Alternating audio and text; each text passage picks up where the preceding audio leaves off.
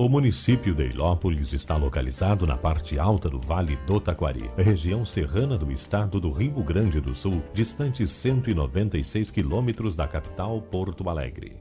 Colonizado por descendentes italianos oriundos de regiões hoje pertencentes aos municípios de Bento Gonçalves e Farroupilha, Ilópolis conta atualmente com uma população de 4.460 habitantes, que vivem em sua maioria da prática da agricultura, em especial do cultivo da erva mate.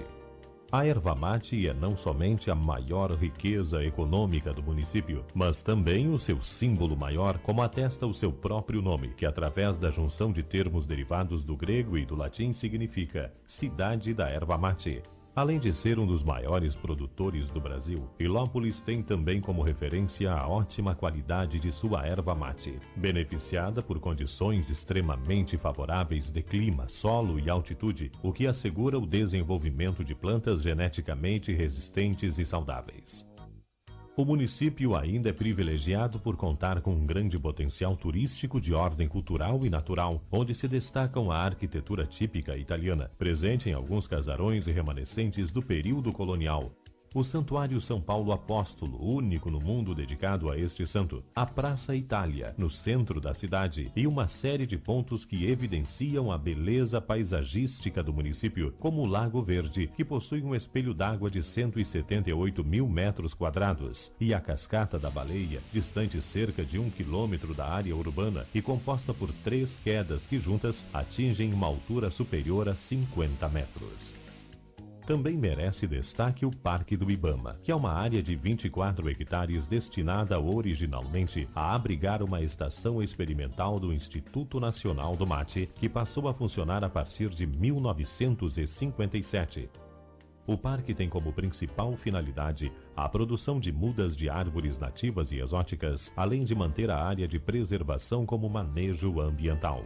O aconchego de sua beleza cativante em meio à natureza, aliada à sua boa infraestrutura e facilidade de acesso, fizeram com que o Parque do Ibama fosse escolhido para sediar a Turismate, a festa da erva mate.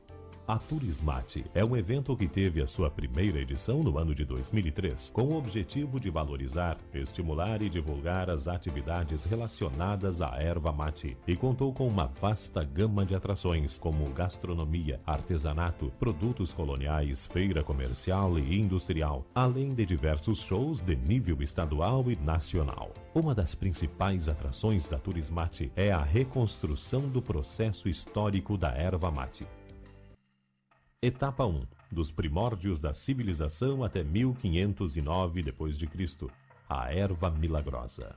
A erva mate já era consumida por povos indígenas do extremo sul do continente americano, desde muito antes da chegada dos conquistadores europeus, principalmente pelos guaranis e caigangues, embora por muito tempo seu consumo fosse restrito apenas aos membros mais importantes das tribos, como caciques e pajés. O processo de extração utilizado pelos indígenas consistia em coletar a acaá, erva ou erva milagrosa em Guarani, no mato durante o ano todo, de maneira manual ou usando instrumentos artesanais de pedra ou madeira. Para o transporte, amarravam-se as ramas em feixes, chamados macaco, manejo, maruca, pesando em média de meia a uma arroba, o que corresponderia de 7,5 kg a 15 kg, atados com taquara mansa, cipó ou tiras de casca de embira. Em seguida, as folhas eram sapecadas rapidamente sobre uma fogueira feita com restos de galhos encontrados no mato. Pendurava-se o feixe sobre um fogo suave durante um dia e uma noite, onde ficava balanceando com o soprar do vento, dando-se o nome de macaco, até desidratar. A cancheação ocorria quando a erva começava a estalar ou rachar, então se iniciava a depena ou desbaste das folhas já secas, tudo feito à mão sobre peneiras. Depois a erva era socada com a mão de pilão, um tronco longo, fino de um lado e grosso do outro, num pilão de pedra, tronco de madeira ou cipó trançado. A caai, que era como os nativos chamavam a água de erva, era servida na caiguá, que consistia em uma espécie de porongo e sorvida com o auxílio da tacuapi, que era uma pele de pau oco similar a uma taquara. Etapa 2. 1510 a 1659. Erva do Anhanguapita diabo. A extração era feita pelos tarefeiros com o auxílio de foice ou espada podando os galhos de cima para baixo. No sapeco, a erva era moqueada ou tostada sobre uma fogueira, com o auxílio de um parapeito que servia como proteção ao calor do fogo, feito de materiais fibrosos ou lenhosos. O transporte era feito em raídos, cestos feitos com tiras de bambu ou couro. A secagem era feita sobre carejo, que era um jiral de madeira roliça sobre 4 ou mais forquilhas, a diferentes alturas do solo, sobre o qual a erva permanecia em pé até secar, com o auxílio de uma fogueira, por 24 horas, sendo coberta à noite por um couro de animal. Na cancheação, a erva era surrada sobre um couro de animal ou diretamente no chão batido, com o auxílio de facões de madeira ou mangá, até o ponto de ficar triturada. A erva era armazenada em recipientes conhecidos como surrões, que podiam ser feitos de couro costurado ou taquara trançada. O transporte da erva era feito no lombo de cavalos e mulas, nos chamados cargueiros. Mais tarde, a erva era socada em pilão de madeira entalhada com o auxílio da mão de pilão. Neste período, utilizava-se a cuia com tacuapi missioneiro, e a água era aquecida em pichorras, pequenas latas com cabo de arame. A palavra mate, derivada do castelhano, também passou a ser utilizada para definir o fruto do porongueiro, que mais tarde veio a ser conhecido como cuia ou mate. Foi a partir desta época que se passou a usar o termo chimarrão para denominar a bebida, sendo que a expressão deriva do espanhol cimarrón, que inicialmente significava animal selvagem ou sabor amargo. Etapa 3. 1660 a 1768. Chegada da Companhia de Jesus, jesuítas. A partir da chegada dos padres jesuítas ao sul do continente americano, a erva mate passou a ser coletada com auxílio de facão e foice, rodando-a de baixo para cima. O transporte era feito com auxílio da zorra, um elemento de madeira bruta no formato de forquilha, tracionada por animais. No momento do sapeco, a erva era introduzida em um cilindro de tela, movido a manivela sobre uma fogueira, sendo sapecada em movimento espiral. O processo de secagem passou a ser realizado sobre um jiral coberto por elementos da natureza e afastado das demais construções, para diminuir os riscos no caso de um possível incêndio. A cancheação também começou a ser feita de forma mais moderna e engenhosa. Em uma cancha com auxílio do ouriço, um elemento cilíndrico cravejado de estacas de madeira nobre, que inicialmente era tracionada por força humana, mais tarde sendo substituída pela tração animal. Para realizar o soque, passou-se a utilizar o monjolo, considerado por muitos o primeiro invento de cunho industrial, e que era movido com o auxílio do peso d'água, originando movimentos lentos que socavam a erva com 2 mãos de pilão. E a erva era armazenada em caixas de madeira conhecidas como tulhas. Neste período, a bebida já passou a ser servida com cuia e bomba, sendo que as bombas já eram produzidas em prataria e latão com detalhes de alpaca, bronze, prata e ouro, e as cuias eram fabricadas também em porcelana. Etapa 4. 1769 a 1866. Ouro Verde. Neste período, o naturalista francês Auguste de Saint-Hilaire nomeia cientificamente a erva como Ilex paraguaiensis. Outro francês, Aimé Bonpland, descobre como fazer a quebra da semente da erva, permitindo assim que ela fosse plantada em grande escala. O processo de extração continuou sendo efetuado com o auxílio de facão e foice, adaptando-se o manejo de cortes em diferentes regiões, com o diferencial de que a erva passou a ser colhida somente no período de inverno. Os carretões, com 4 rodas de raios de madeira e puxado por 2 juntas de bois, passaram a ser utilizados para transportar o maior volume de produção. No sapeco, a erva era introduzida em um cilindro de grande porte de tela, movido a manivela sobre uma fogueira, sendo sapecada em movimento espiral. A secagem passou a ser feita sobre o boberaquá raído, que em Guarani significa buraco que faz reluzir, e consiste em um jiral em arco onde a erva era espalhada e não mais mantida em feixes para desidratar. O calor era conduzido do moquém, ou quadro de fogo, por um conduto de pedra também chamado tatu, com rejunte de barro, esterco de animal e cinza. Na cancheação, contava-se com o auxílio do tambor ou cancha, agora furada no seu interior, facilitando a separação da folha do palito, aumentando a qualidade da erva, sendo agora considerada tipo exportação.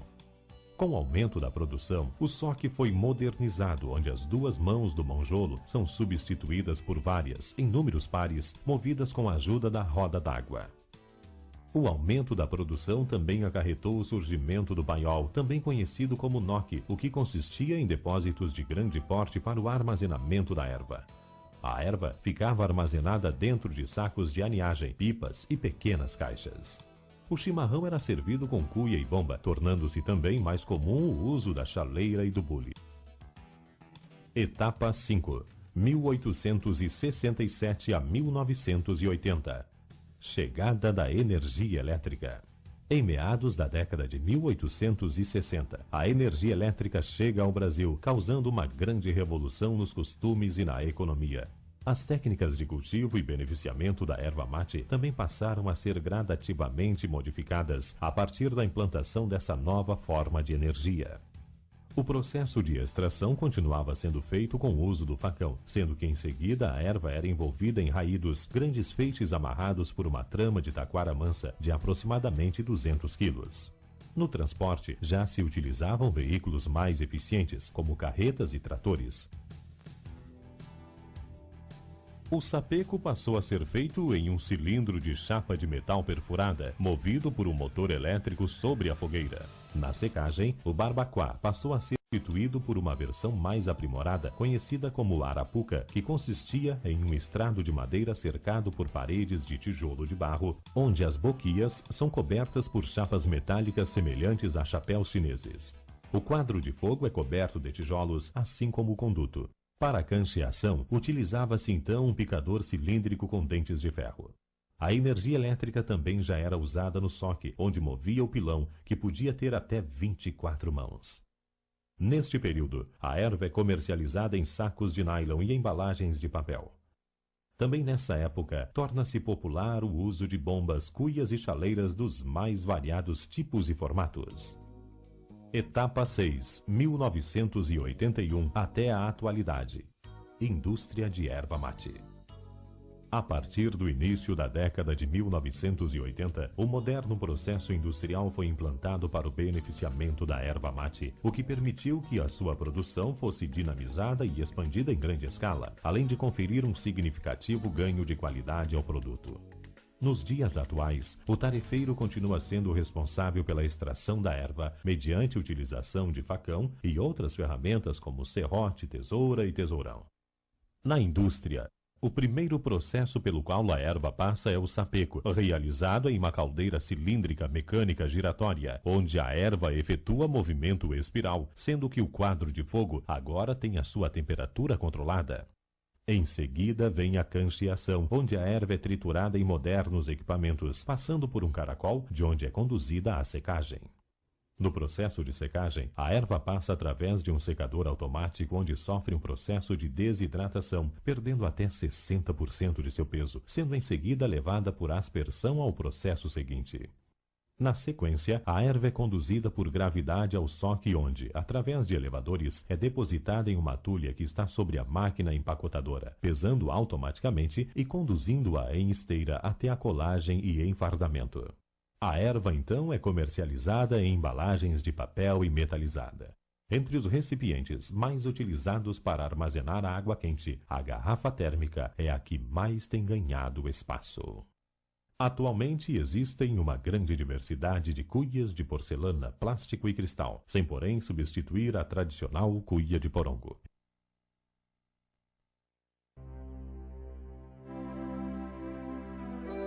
Velho Rio Grande campeiro, catedral farrapa um dia. Trincheira de rebeldia do extremo sul brasileiro. Rio Grande do Sul, liberdade, pátria e querência. Terra da erva mate chimango, uma grande paixão dos gaúchos.